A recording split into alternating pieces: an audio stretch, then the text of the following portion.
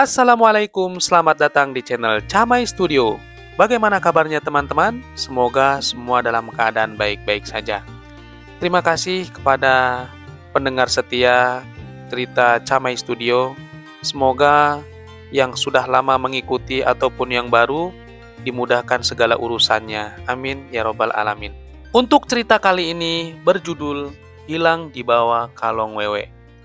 Baik, kita mulai ceritanya.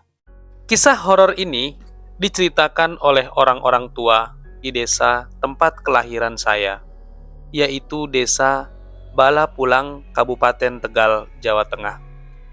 Dulu, sekitar tahun 60-an, Desa Balapulang adalah desa kecil yang masih jarang penduduknya dan belum ada listrik. Otomatis, bila malam tiba, suasana menjadi gelap, terutama di kampung-kampungnya. Bagi orang yang mampu, mereka menggunakan penerangan lampu petromak. Namun, bagi yang kurang mampu, mereka menggunakan lampu templok alias lampu gantung atau lampu minyak. Bagi yang tidak mampu sekali, ia menggunakan obor, dan saat memasuki waktu tidur, obornya dimatikan dan tidur dalam keadaan gelap-gelapan. Zaman begitu masih banyak sekali lelembut berlalu lalang, terutama di waktu maghrib dan waktu subuh. Suatu sore, menjelang maghrib, ada seorang tetangga bernama Wak Mamat sedang berjalan pulang menuju rumahnya. Setelah seharian melakukan aktivitas kerja, Wak Mamat ini suka sekali menggunakan jaket yang berwarna hitam. Pada zaman segitu, udah top banget kalau laki-laki memakai jaket hitam. Namun aneh, ketika sampai di depan rumah, Wak Mamat terus berjalan dan seperti tidak mengenali rumahnya.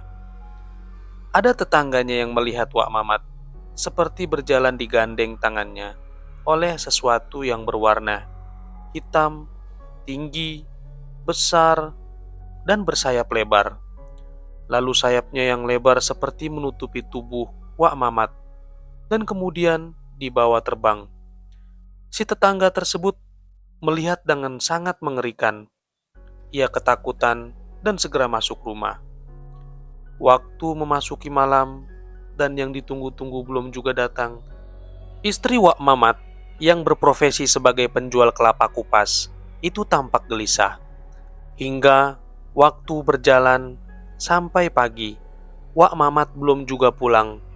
Barulah gempar ketika si tetangga yang lain menceritakan bahwa dia melihat Wak Mamat berjalan digandeng sesuatu yang hitam dan berjalan lurus melewati depan rumahnya. Kemudian ia dibawa terbang. Kabar pun tersiar dari mulut ke mulut bahwa Wak Mamat hilang di bawah kalong wewe. Keluarga Wak Mamat bersama penduduk desa dibantu orang pintar mencari Wak Mamat di hutan jati Desa Balapulang.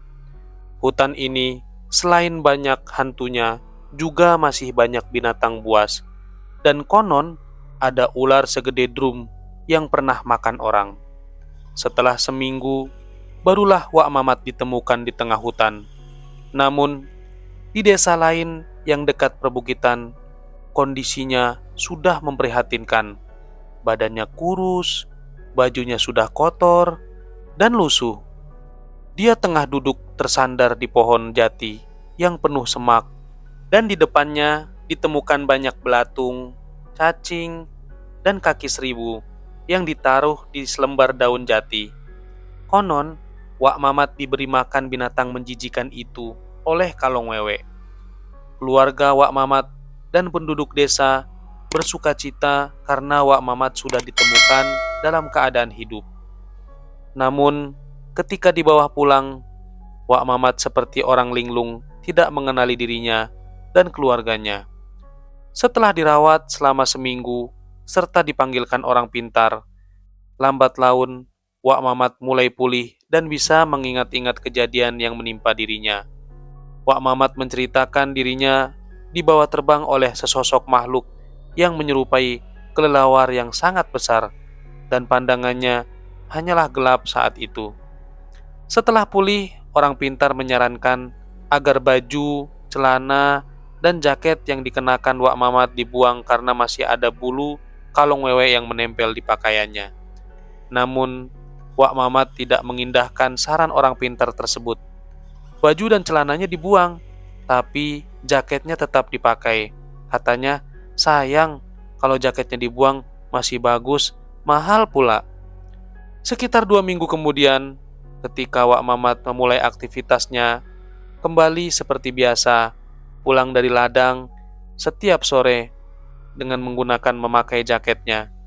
Sejak saat itu pula, Wak Mamat menghilang lagi dan tidak pernah ditemukan jasadnya hingga sekarang. Selesai sudah ceritanya. Semoga Pak Mamat bisa ditemukan oleh keluarganya, walaupun sekarang hanya berupa nama. Dan ini juga menjadi pelajaran buat kita, agar kita selalu berdoa kepada Tuhan, supaya kita dilindungi dari kejahatan yang tampak atau tidak tampak. Terima kasih para pendengar setia Camai Studio yang telah mengikuti cerita ini sampai selesai. Jangan lupa yang baru bergabung untuk subscribe agar tidak tertinggal video berikutnya. Sekian dari saya. Wassalamualaikum warahmatullahi wabarakatuh.